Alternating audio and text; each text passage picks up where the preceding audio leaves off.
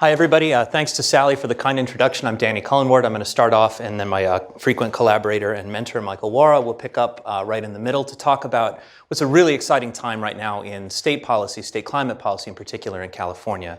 I think it goes without saying right now that the states are the very interesting part of where climate policy action is happening right now with the recent election.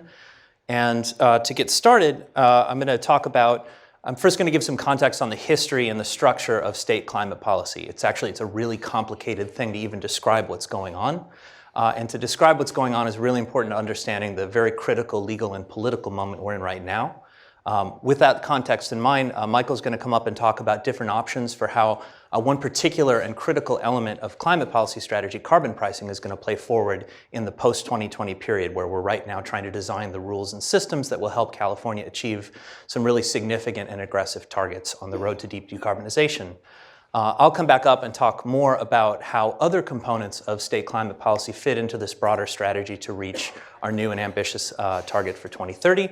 And then we'll talk a little bit about where these issues are headed next and what members of the public can expect in the coming months during a really exciting period. So just to start us off, I wanted to throw up a picture that gave a sort of conceptual map for, you laugh, but I mean, a lot of people are still sort of grasping at straws that there might be interesting work to do at the national level, and I'm very much of the opinion that's all on pause for a while. And that's not necessarily the end of the world. There's a great deal of action, and frankly, a lot of the action that was leading up to the moment where we thought there might be more national action happened first at the state level. So it's a very familiar thing to be returning to a discussion around what states might do. And on climate policy in particular, California has played a really aggressive role in shaping the trajectory of federal and international discussions around how to get to lower emissions targets. And I've highlighted a couple of ways that state-level interactions could proceed in the future. There are a variety of fora where California engages with other subnational governments, provinces and states. We have a number of collaborative agreements on the West Coast and opportunities to deal with Canadian provinces. And California was one of two subnational government leaders to found a process called the Under 2 MOU, which basically recreated a Paris Agreement-like architecture for cities and states and other subnational entities. So that's where we are, and this is a sort of both a figure showing the emissions trajectory and the sort of legal history of how California got started on the road to formal climate policy. California's been doing energy policy for a lot longer than climate policy, but this is the codification of the climate policy trajectory and the legal instruments. So the key thing here is that we really date the beginning of formal climate policy back to the passage of a really important bill called AB 32, which passed in 2006, and it set for the first time a statewide target of returning to 1990 emissions levels by the year 2020. Last year, we just passed a much more aggressive target called SB 32, intentionally named after the original bill, that set up a target to return to go 40% below that 2020 target by the year 2030.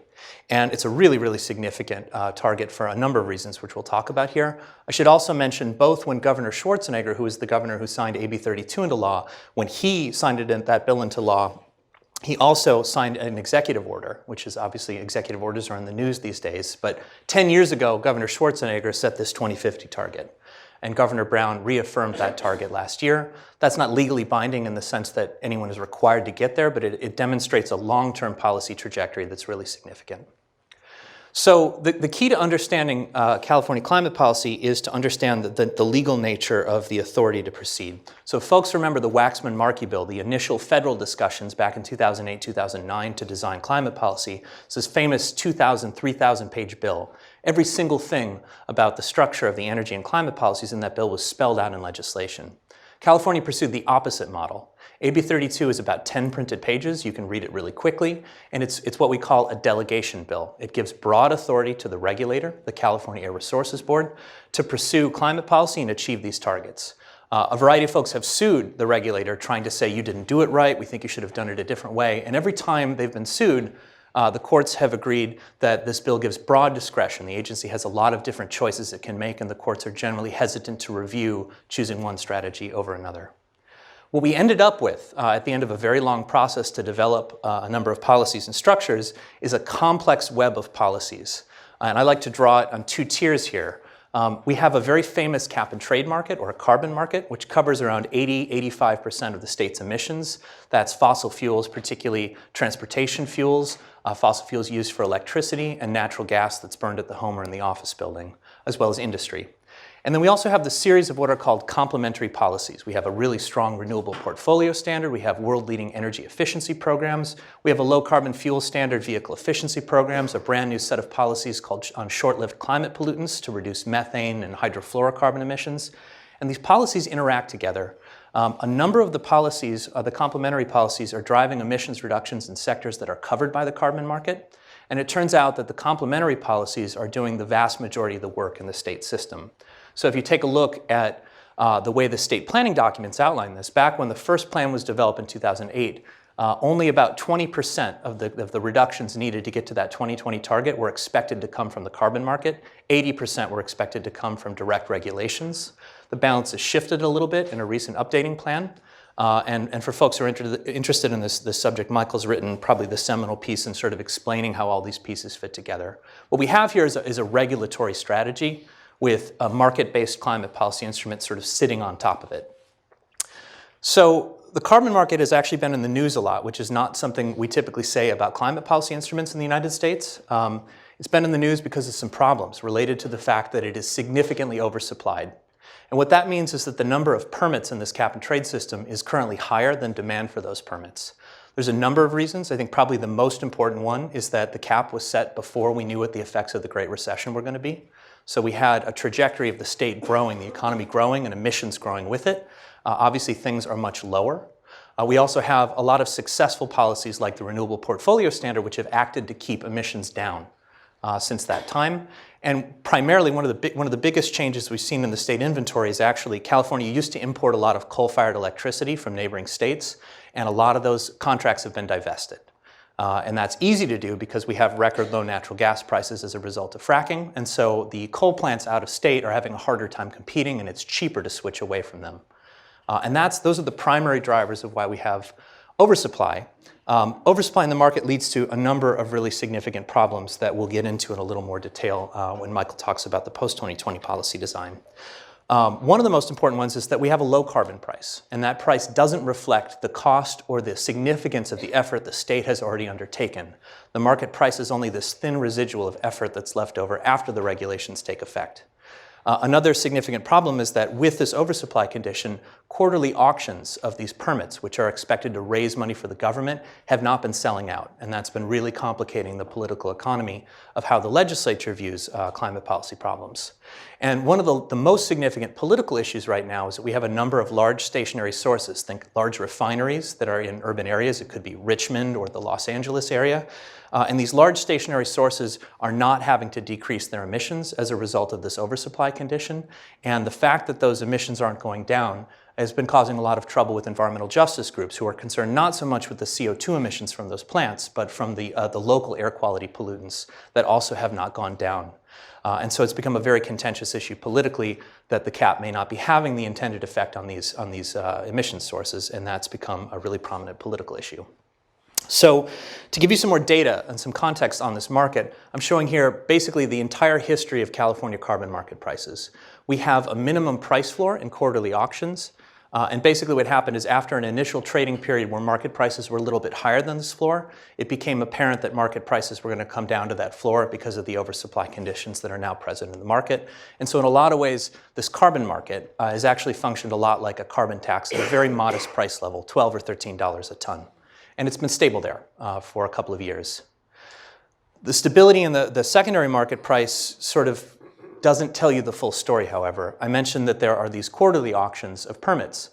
Every quarter, the government is anticipating bringing in somewhere in the neighborhood of $600 million a year, or per quarter, if all of the allowances that were made available in these auctions sold out at the minimum price at which they're offered.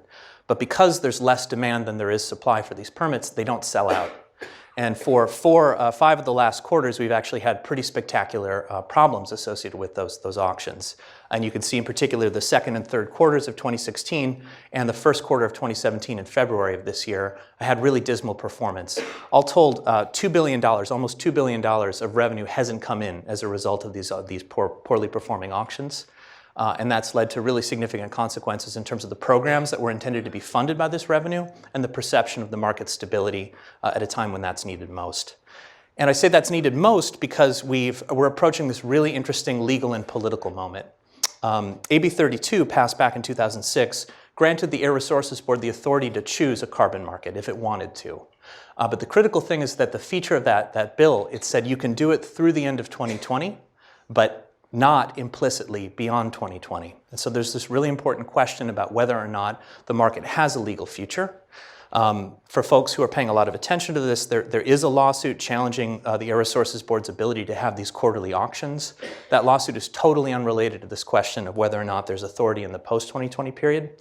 And the really complicated piece about all this is, unlike the first time California authorized climate policy, we have new restrictions in place that mean we're probably going to need not a simple majority passage of a bill, but a 2/3 legislative vote to authorize carbon pricing in the post-2020 period. And so what do I actually mean by this? So this is the relevant provision of AB 32, which again gives this time-limited authority for the Air Resources Board to pursue a carbon market. That authority appears to end, to our reading, at the end of 2020 because of the way these words are phrased. And the real challenge here is that this was passed back in 2006, and the voters in 2010 passed something called Proposition 26, which amended the state constitution to further restrict the legislature's ability to pass new taxes without a 2/3 supermajority vote. And the way the Constitution now reads is any time there's a change in statute that leads to any taxpayer paying a higher tax, that change in statute requires a 2/3 vote. So it's a really, really significant change, and any carbon pricing policy that results in any revenue coming into the government likely triggers this really strict definition. So now I'm going to pass the baton over to Michael to talk about what we might do. So as Danny has illustrated, we're in this challenging situation in California where, on the one hand, there's a legal need to pass new legislation to enact, to extend the carbon market if we think a carbon market's important. I'm going to explain why I think we do think that in a second. At the same time, the market we have isn't doing a lot of the things that people want it to do. It's not reducing, it's not improving air quality in particular parts of the state in the way that it was hoped that it would, and in fact the way that promises were made that it would. It's not raising revenues, which were kind of part of the quid pro quo for agreeing to a market that not everyone wanted. Many people prefer traditional air regulation to this kind of market-based approach.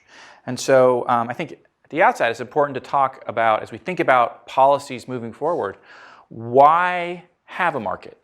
Why continue to price carbon in California? And this argument actually needs to be made right now in California.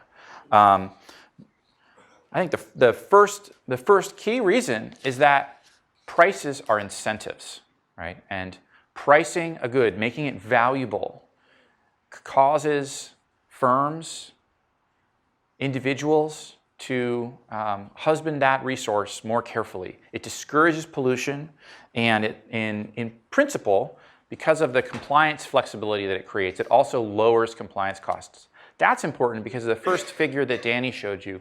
The depth of the 2030 target for California is remarkably ambitious. We are in uncharted territory as a state in trying to achieve a 40% reduction over a decade.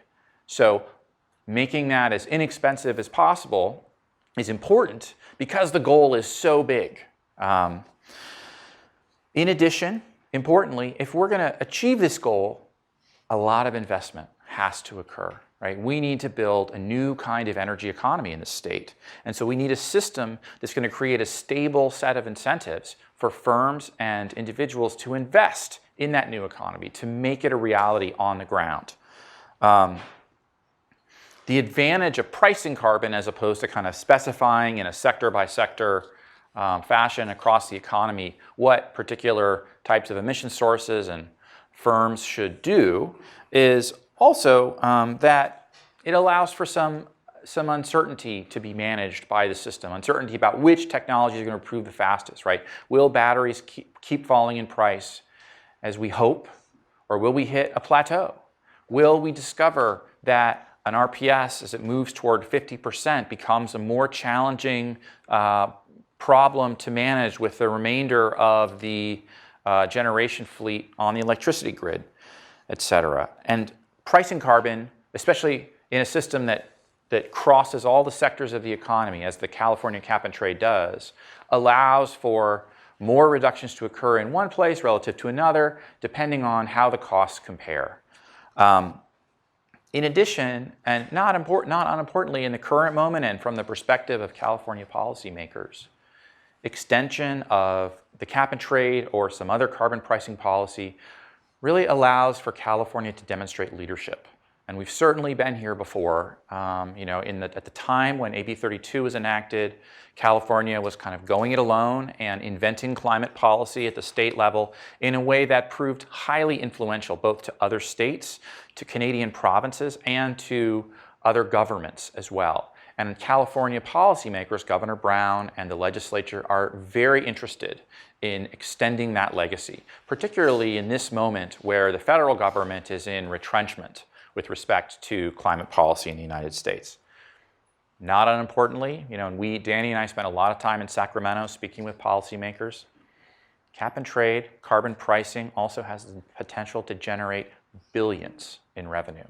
And so if it's done right, it's an important source of revenue, perhaps to make climate investments, perhaps to allow for citizens, households to adjust to changes in energy prices via dividends. So the important thing to recognize is that the story that Danny has told you, and this is part of what complicates the conversation in Sacramento right now, the story that Danny's told you about the current carbon market and the history of the carbon market is not a story that is particularly relevant to the future of the carbon market. Our belief, based on various types of modeling evidence and frankly, simply looking at the reductions that are required over the 10-year period and comparing that to emissions within California presently, is that achieving the 2030 target is going to require much higher carbon prices. Higher carbon prices really than have ever been managed politically in any jurisdiction on the planet. It's going to generate, as a consequence of that, much greater carbon revenues. A revenue stream that is potentially of a significant magnitude relative to the California budget overall, which this year is a little bit north of $100 billion. And as a consequence of those high carbon prices as well, we're going to have the first cap and trade program that people feel and sense in their everyday lives and their everyday budgeting. The carbon market we have today is not something that people notice as they move about their business, paying their utility bill, buying gasoline at the pump. Potentially, the carbon market of California's future is one that is highly salient to voters. And so that's new territory when it comes to experiments with carbon pricing. Just to illustrate, and this is sort of a revisiting a figure that Danny showed earlier, in order to achieve the 2020 target, California needs to reduce about 1.8 million tons of emissions on a CO2e basis per year to 2020. To get to 2030 from there, an order of magnitude larger reduction is required in each and every year. Even if you assume that we kind of smooth the path from here, where we are now, to the 2030 target, still 11 million tons per year, perhaps 5 times to 6 times as large as is currently required to achieve the existing 2020 target. So a much greater level of effort, leading to almost certainly much higher carbon prices. So currently, the current proposal on the table is one to extend cap and trade was made by Governor Brown when he rolled out the current budget proposal for the next fiscal year. And Governor Brown essentially called to strip the provision that Danny described, that Danny showed you, from AB 32, to remove that time-limiting phrase from the cap and trade legislation to allow ARB to extend the program as it currently exists. This raises a number of short-term policy concerns. In particular, as soon as reauthorization occurs, allowances purchased today are valuable not just for getting those 1.8 million tons per year that we need to do to achieve 2020. They can be banked and used in the future. They become an asset that's valuable in the mid-2020s, when the reductions required are much deeper. As a consequence, we can expect, and computed general equilibrium modeling suggests, that prices will spike very quickly in the market perhaps to above $50 per ton carbon dioxide equivalent. It's hard to know, right? This is a model of the future, not a highly accurate forecast, and lots can intervene there. But we can expect much higher prices where we immediately go to these salient prices. And it's important for folks in the audience to know $50 per ton is 50 cents per gallon. There's also a high probability of pre-2020 market volatility, so spikes in prices, because there's going to be a changing view of supply-demand balance in this much more stringent market. There's significant uncertainty about that. And importantly, there's a diversity of views about the political credibility of the market. The governor has authority to step in and suspend this market if he thinks that it is causing undue economic disruption to the state. At what carbon price does that occur? It's anyone's guess. That creates its own set of problems. And so reauthorization, in our view, is likely to lead to a price picture that looks something like this, right? Where we have a carbon tax today at the auction floor price. Reauthorization occurs. I'm optimistic. It's occurring, well, maybe pessimistic, occurring in 2018. And prices immediately spike to much higher levels because allowances all of a sudden become an asset that can be used either before 2020 or after 2020. And then we have some changing perceptions of risk. So in addition, there are long-run issues with simple reauthorization. The fact that in order to get to the levels we expect we will need, we know that we will need to achieve the 2030 target, we expect carbon prices to land somewhere above $100 per ton. Not totally clear where that number is, and in the presence of a giant economic recession similar to the one that we had in the previous decade, maybe prices come in lower, but this is a significantly different kind of carbon market than we've really ever, any citizens have lived in before, certainly in California, really anywhere else on the planet. In addition, and this is not unimportant, the current market design doesn't really provide any kind of adequate protection for households from these prices. It's possible to leave that out of the equation in the current cap and trade market because the carbon prices are relatively low. It becomes much more important, especially for low and moderate income Californians, as the price becomes high. In addition, related problem, the current system for protecting firms within California that face a carbon price was designed and is operated to work at carbon prices that are somewhere between $0 and $10 per ton. It's not designed to protect firms and maintain economic competitiveness within the state as carbon prices rise far above that. So that's a separate related issue. So what are we thinking about, proposing? What are we talking with policymakers in Sacramento about? One option is a so-called fix to cap and trade that would impose or create a so-called price collar. What a price collar is really an extension of cap and trade with one proviso, that there is a maximum price ceiling, a maximum price that allowances can be priced at in the market. If allowances ever reach that price, the Air Resources Board would step in as a sort of market regulator and begin to sell allowances at that price, to hold the allowances at the price. It functions like a carbon market in between the floor and the ceiling price. Otherwise, it functions like a carbon fee at either the low side, like we have today, or at the high side. Has somewhat better predictability on the carbon price because of those limitations in the price movement, and somewhat better predictability in terms of carbon revenues relative to the status quo, which is a very important issue for policymakers. In some sense, this is sort of a schematic, but you can see an auction floor price like we have today driving prices up until a change where there are limits on high and low prices, and essentially the carbon market would operate in this space. If demand for allowances rose to this level, the system would convert to a carbon fee or a carbon tax. Another option, a simpler option, frankly, is just to go straight to a carbon fee. And the main examples, or the main advantages of this sort of policy suggestion are really simplicity, right? It's easy to understand, it's easy to design, it's easy to create predictability for firms. It also, not unimportantly, simplifies bonding of major investments related to climate mitigation. So a lot of the Greenhouse Gas Reduction Fund revenues currently are being spent on transit investments, to some degree also on the high-speed rail. Those are paid on an ongoing basis as revenues are available because the revenue stream is so unreliable and risky. Normally, when we build long-lived capital assets, we borrow money to build them and pay the bonds off over the lifetime of the project, right? You don't build your house one room at a time. You get a mortgage and buy the whole thing at once. But we're building a new climate-friendly infrastructure one room at a time in California. A carbon fee has the potential to change that.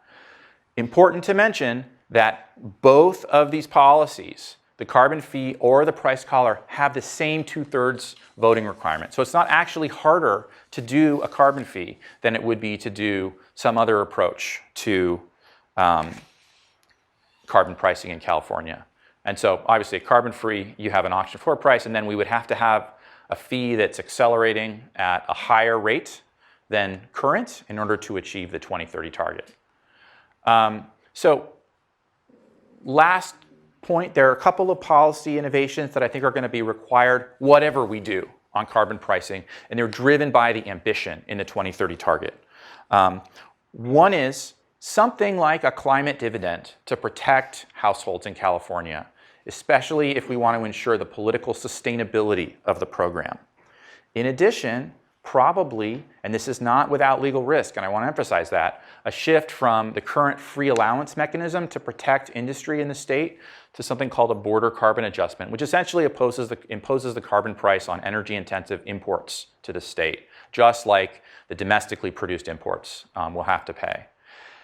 And then finally, moving in either of these directions reduces the need for carbon offsets, which are an incredibly controversial aspect of the California market design, and removing them, limiting them more stringently than they are today may kind of grease the wheels of the politics to move this whole project forward. And it's certainly worth a trade to have carbon pricing and perhaps fewer carbon offsets providing reductions from outside of the cap. So I'm going to shift back to Danny and let him talk about some of our current work on the planning for the 2030 target. Thanks, Michael.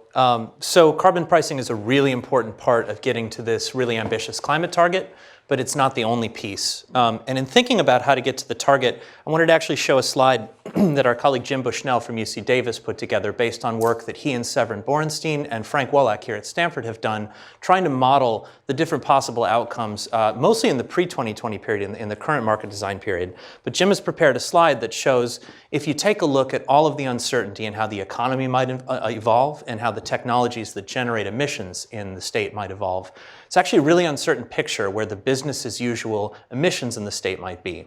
What we're showing here is this particular slide shows that by the year 2030 we could have emissions as low as, say, 300 million tons in the state, or perhaps as high as 500 million tons in the state.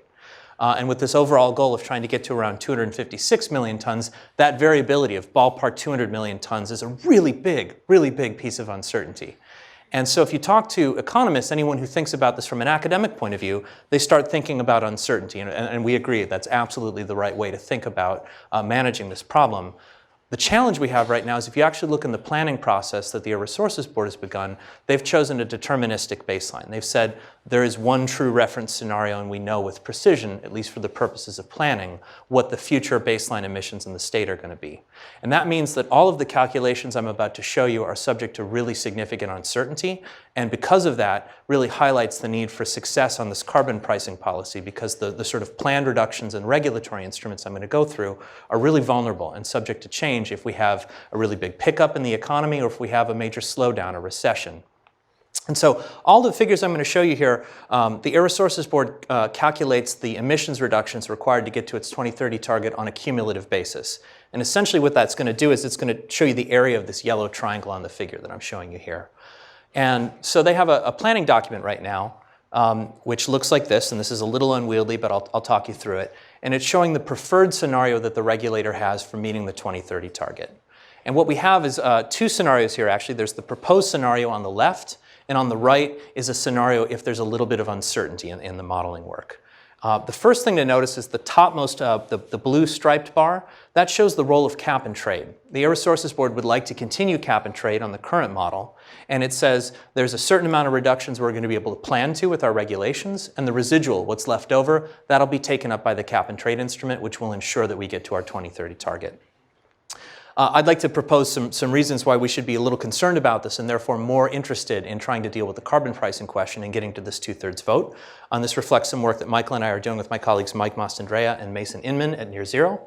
And we're particularly interested in this question of what the election of President Trump means for the state's legal authority to pursue some of the regulatory instruments it's relied on in the past to get to its targets. And so the first and the biggest contribution, 200 million tons out of about 700 million tons total, comes from this thing called the Short-Lived Climate Pollutant Plan, which attempts to reduce emissions of short-lived gases like methane, hydrofluorocarbons, and black carbon. Now, it turns out that the Short-Lived Climate Pollutant Plan is premised on a number of sort of business-as-usual pre-Trump election legal authorities. About half of the reductions in the SLCP come from emissions of hydrofluorocarbons, which are used primarily as refrigerants in air conditioners and sometimes in medical devices. About half of that, so about 50 million tons total, comes from the proposed Kigali amendments to the Montreal Protocol, which were negotiated in 2016 and would lead to a global phase-down of HFC emitting equipment. That treaty amendment is unlikely to be approved in the Senate.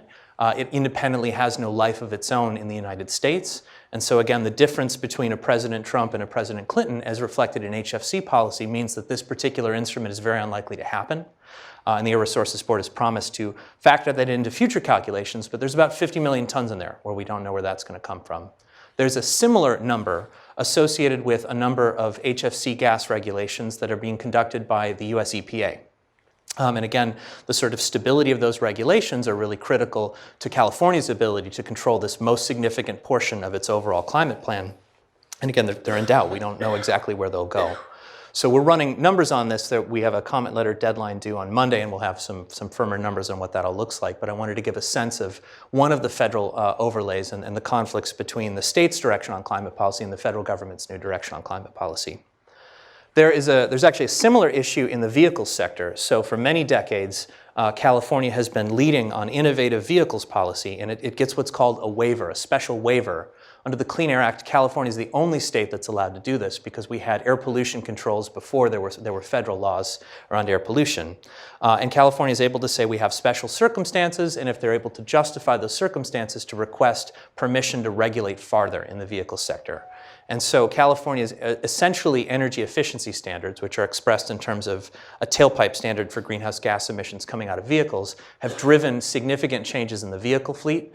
Their zero emissions vehicles program throughout the decades have totally transformed auto manufacturing. So I drive an old Prius, and the Prius is basically a creature that was created in no small part because of the California Vehicles Program.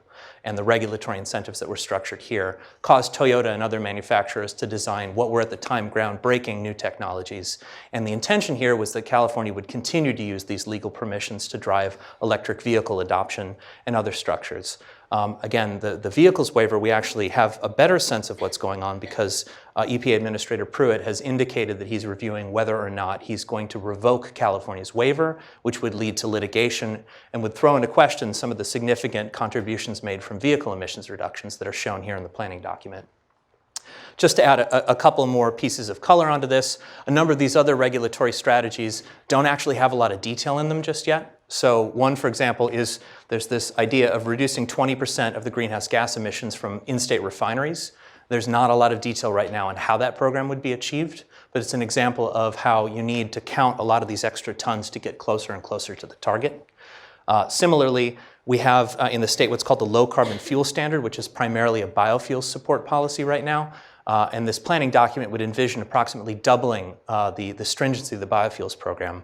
Back when we started the biofuels program, it was hoped, as we hope now, say for batteries or electric vehicles, that there would be major improvements in the technology and we would have this brand new set of options available to help mitigate our emissions. I think biofuels is a story, as many people in this room know, where the technology hopes were much less than what happened. And a lot of people think that biofuels aren't working nearly as well as we had hoped. You have to start assuming really significant reductions to, again, get closer and closer to that target because of how ambitious it is.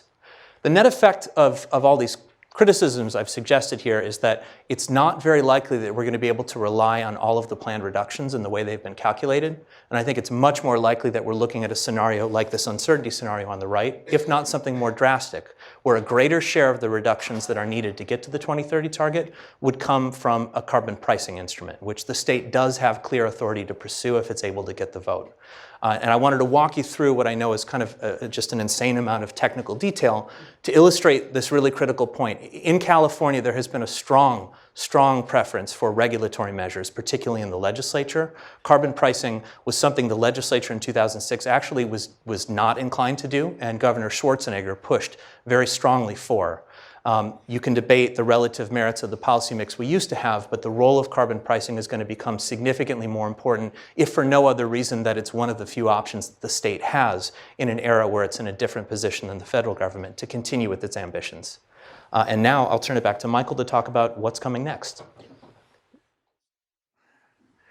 A common response to these kinds of proposals, the kinds of proposals we have suggested is, well, but the cap and trade is there to ensure that we achieve the 2020 and the 2030 target. If we don't have the cap and trade, how do we know what's going to happen?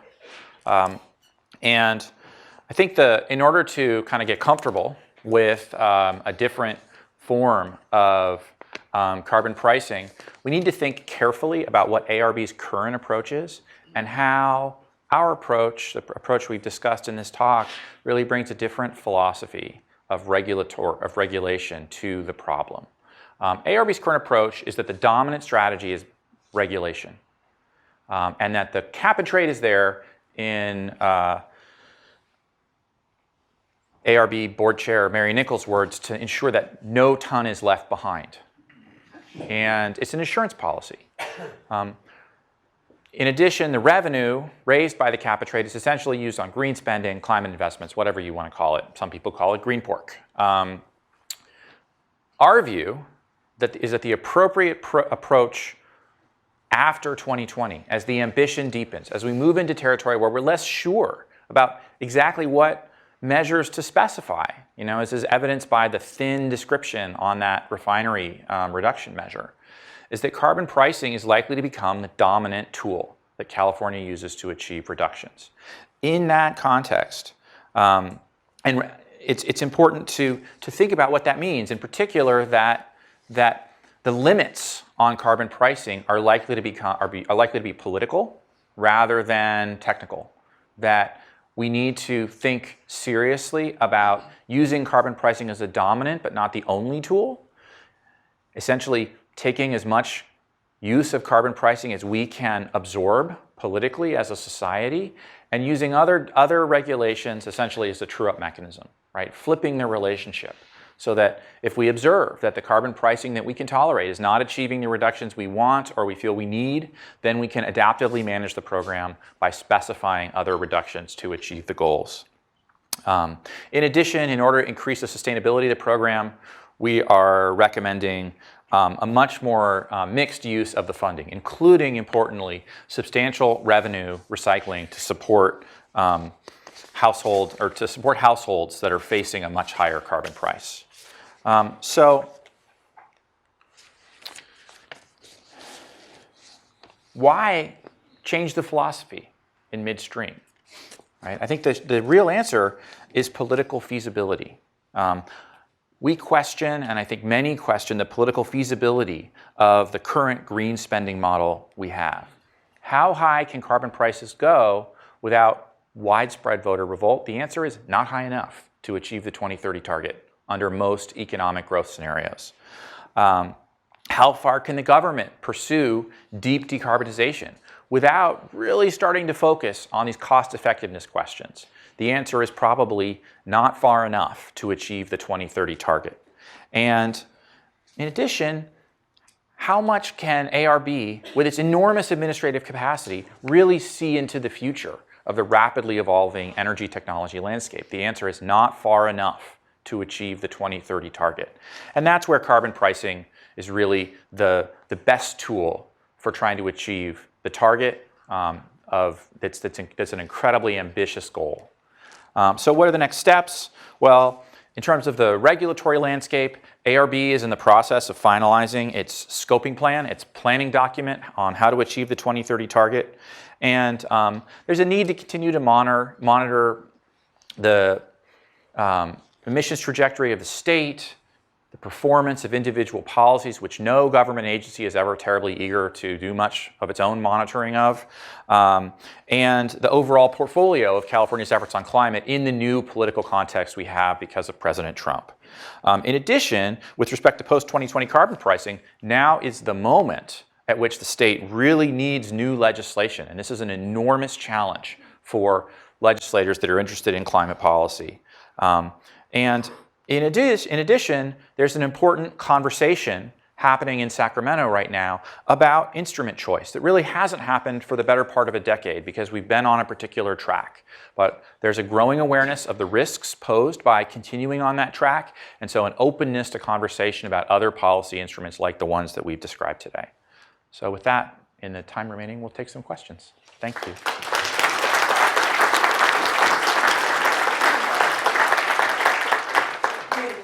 Questions, and let's start with the students like normal. Okay, students. Okay.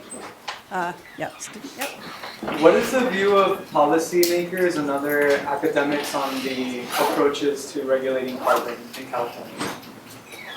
That's a tough one. I would say that there's a lot of enthusiasm for the regulations that we have so far. A sense that those are the ones doing the work and those are the ones that work. And I think there's this sort of discussion happening around carbon pricing that's very, very new as folks grapple with the potential limits to the strategy we're on. And I guess I'm surprised there's sort of an institutional hostility to carbon pricing at the start. And I've been surprised at how open people are to thinking about an expanded role who traditionally used to say, I care much more about regulations. So I hear a much more open conversation than in the past couple of years. Okay, more students. Oh, you're shy at the beginning of a new quarter. Yeah. Here, please. One of our previous lectures talked about something, the revenue neutral carbon tax. Would you please comment on Sure. So the question was about, what about a revenue neutral carbon tax? What a revenue neutral carbon tax usually, we can mean a variety of things, but essentially means a carbon tax is levied on sources, and then the revenues are either directly refunded to households and firms or used to cut other distortionary taxes. And many believe this is sort of a first best approach to climate policy. I think the reality in California is that we're likely to get part of the way there, but not all of the way there. And that part of the way is a big improvement on where we are now. And there's a big debate about, some people much prefer the green spending model. They say we should raise the revenue for the purposes of building the transition we want to see. And I think that debate certainly reflects the way a lot of legislators look at this. They say, I'd like to build transit. I'd like to build not necessarily high-speed rail, but I'd like to see BART not break down every 5 minutes. And we need to bond billions of dollars to do that, and this is a way to do that, right? So there's a tension in the way academics think about this from this first best theoretical model versus the practical constraints on the ground that I think have their own independent legitimacy, and we'll see a hybrid outcome if we see a good outcome here, I think. Okay, more. Yeah, over there. Is there a mechanism to maybe update the price every couple of years, kind of review how the performance is going in case your trajectory was way off, either up or down? So there have been a number of proposals to do things like that, especially Metcalf wrote a paper about it, and Senator Whitehouse proposed legislation at the federal level, kind of as a trial balloon that does that. I think the practical reality in California is that it makes legislators very nervous that there would be some sort of process, especially that they don't control. And as soon as they do control it, then the politics of having to talk about taxes every couple of years, which is a painful enough conversation to have one time, become problematic. And this is an instance where the particular anti-tax history in California is this real like perverse outcome. So we have one of the strongest citizen anti-tax movements in the country, and that's what codified both the original Prop 13 restrictions, the famous property tax limitations from the 70s, and their updated Prop 26 version. And the perverse outcome here is not only do you need a 2/3 vote to get any sort of market-based climate policy done, but it also makes adaptive management, changing the price, politically impossible. And so the way we would talk about this is go as high as you can, because if it turns out that's too high, a simple majority can rewrite the statute to bring prices down, but it takes a 2/3 majority to raise prices again. So you can't have an actual adaptive management the way you would want because of this constitutional provision, which reflects our sort of, schizophrenic attitude towards taxes in the state. Okay, we have time for one more question, and it will be the most eager person. Who's the most eager? I think Katie's the most eager. In terms of needing a new plan to start the deep dive towards 2030, can you compare California to other really ambitious regions like Europe or maybe even China that has a higher rate of change? Does everyone need a new plan to start the deep dive, or is it peculiar to California? California has a number of relatively unique characteristics that make the deep dive to some degree harder. We already have a very, relatively speaking, an efficient building stock.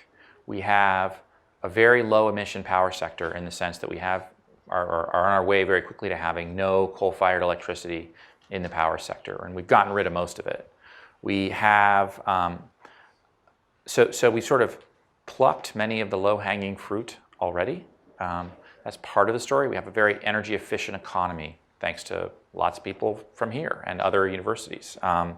And so I would say the challenge is harder in California, and also that California is one of the first jurisdictions to really go through some detailed thinking about how we're going to achieve it.